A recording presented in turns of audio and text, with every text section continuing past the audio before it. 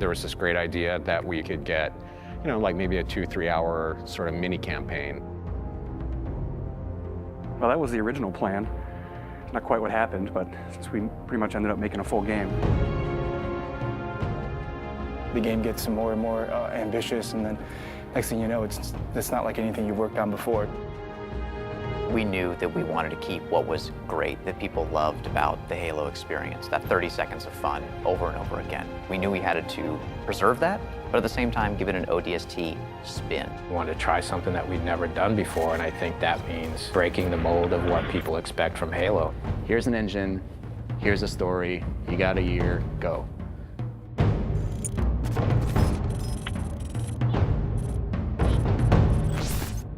One of the great challenges that we had with ODST was, since we didn't want to be traveling all across the universe in this gigantic space opera, we wanted to really focus on one place. The hub was the single most technical thing that we've ever accomplished in the Halo engine. There was a lot of work done to try to come up with smart ways that we could build the city. It's definitely the biggest environment that we've made in any Halo game. We spent a lot of time trying to figure out how can we maximize the space without freaking out all the artists, and I think we figured out how to maximize the space really well. I don't think we ever figured out that second part too well. We want the player to have this open, visceral, you're in the city experience. We started experimenting with playing with elevation, playing with building shapes. It's a city that you actually completely walk through. Each BSP is directly alongside the other BSP. You walk through a door and you go into the other BSP. The road structure is not straight, it's diagonal, it's also multi-layered. I don't think we kind of realized how big the city would get. We basically had to build very specific tech that would give the AI the right type of behavior. We had the technology, we called it squad patrol. No matter where you were inside the hub, there would always be a certain amount of noise, a certain amount of enemy presence there that we could ratchet up and ratchet down depending on what we needed it to do.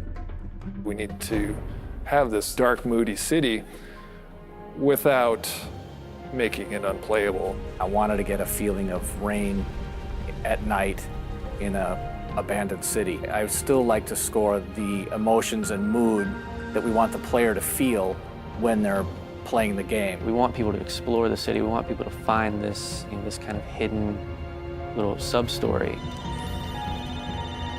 What if the phones rang? You're alone, you're in the city, you're trying to unravel a mystery. That's the feeling you have every time you're the rookie. What's fun about being an ODST? How's he different than the Master Chief? What kind of problems does he face versus the Chief? If they're not the walking tank, they really have to pick up weapons that they're going to use. There were things that we added. The silenced submachine gun and the silenced pistol are absolutely the best tools for the job. Something the ODSTs have that Spartans actually don't. Silenced weapons at night, they feel cool, they look awesome, they're really sweet to use. In real life, silenced weapons don't have a whole lot of sound. So we had to kind of Hollywood them up a little bit, kind of make it so that they sounded like they were silenced and supposed to be silenced, but yet still powerful and fun to fight with. In a lot of ways, it feels like Halo 1, because it's back to single wielding. Dual wielding. Paul doesn't like dual wielding, so we cut it. Visor mode is really cool, and it evolved a lot. There were versions that looked really great for the art, but yeah, maybe they didn't do such great things for the design. It affected how we lit something. We'd make this building, and it looked great, and we thought it was fine. And then you turn on the visor mode, and you realize that's really just a square. But it also has the advantage of really showcasing the depth of our scenes. Put on visor mode, and then the whole environment reveals its secrets to you.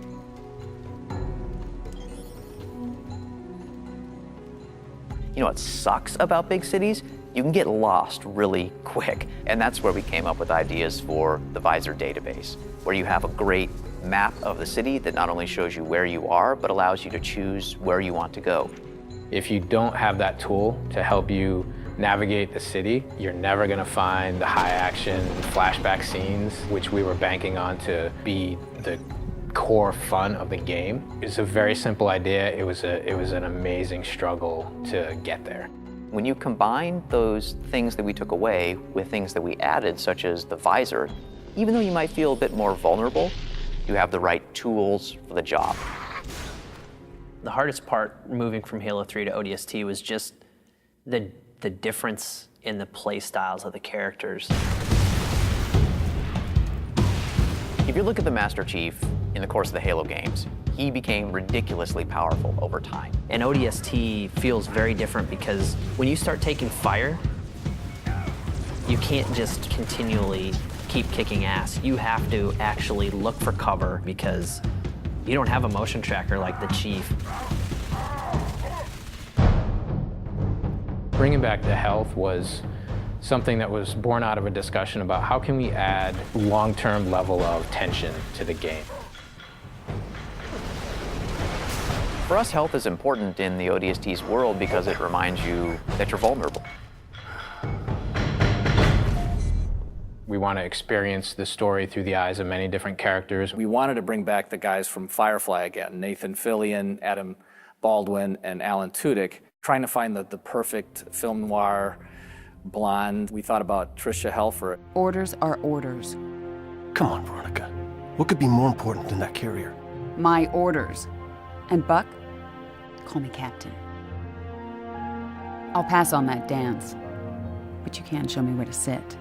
These little scenes, we wanted to have their own mystery. It was the story of one guy, one object, one high action moment. And for us, the clue objects were the key. Dutch, we need to get above this crap. Link with the B-net. One of our drones must have seen where they hit.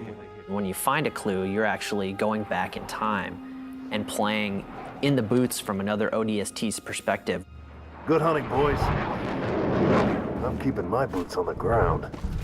You've got 5 main characters. Banshees! Each of the characters have things to say from first person. Not only ground you in the character, but also give you some really useful tactical information about the battlefield. There's coming a drop in behind us. They must know this is our rally point. Where the heck did these buggers come from? Underground tunnels are filled with the damn thing. We got ammo and weapons on the high ground. Move it, move it. Without spending a lot of effort personalizing each of those characters, then it wouldn't mean as much when you stepped into their boots. We need some help. Look out! Bam, said the lady. So I hope it's the right balance of new and old, that it doesn't come off like we've screwed the pooch on this one. But I do think they will probably walk away from this honestly wanting more. Honestly, if we had more time to do ODST, I really don't know what we would do differently. So if I got another 2 weeks, I don't know. I guess I'd play more ODST.